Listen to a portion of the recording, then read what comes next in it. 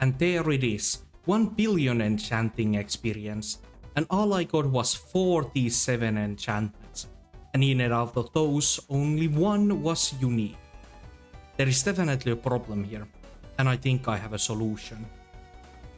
Now, I do want to clarify, I don't take issue with the experimentation minigames. They are just fine, if not slightly annoying once you've done them like 200 times, but they're not problematic. What I take issue with is the T7 enchantments. There is both too many of them and at the same time too few ways of getting them, mainly being just the experiments. But I think I have an idea of how to, if not fix, at least improve this situation. I call this idea the magic paper update. Now, what is the idea behind this update, you may ask? Well, in the most basic terms, it's a new essence-like material, magic paper, which the player can use to directly enchant an item with any tier of the enchantment.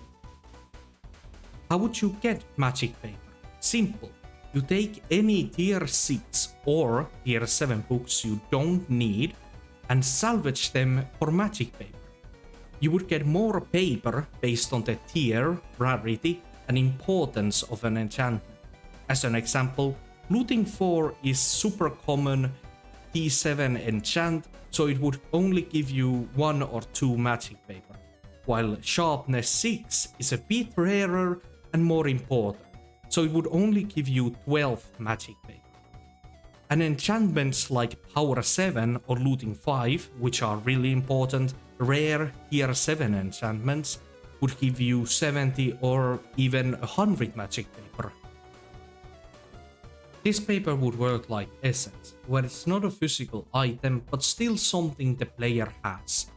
Then, using magic paper, they would go to the hex, select an enchantment like luck 7, and at the cost of a lot of magic paper, apply that enchantment to the weapon, with rarer and more important enchantments costing up to and maybe more than thousands of magic paper.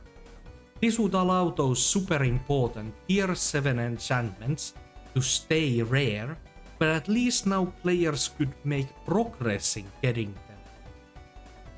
And with that, we would get to the possible benefits of this idea. Now, first I want to say that this is in the end my opinion, and you may and should think critically of these benefits, as there might be something I'm flat out wrong about. Firstly, this would increase the demand for easier to get tier 7 and T7 enchantments, increasing their value and making getting them a bit more exciting. Secondly, this would make those late game enchantments actually obtainable. The experimentation table and mythic guardian bet help, but since there is no consistent way of getting these enchantments, it's not enough. I want to again point out, I have 1 billion enchanting experience and I only got 4 T7 books, and only one of those was helpful. I got Smite 7, which you can obtain from Revenants, Ender Slayer 7, which you can obtain from Endermen, Fire Protection 7, which is useless, and Power 7, which is the only good one. Lastly, this update idea has some ways of adding coin or item sinks into this game. If this magic paper is added as a requirement to other enchanting activities, like adding an ultimate enchantment requiring some magic paper, or to use magic paper you also need to pay a sum of coins. These ideas would reduce the amount of common enchantments in the market, as people would salvage them to get magic paper, and if magic paper requires coins, that would be a coin sink.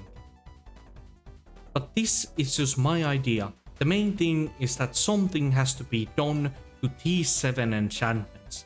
We need some way of grinding these currently hyper RNG based drops.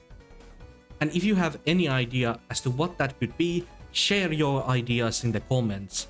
Also like the video and subscribe as I upload sometimes. Anyway, that's it for me. Thank you for watching the video and I'll see you later.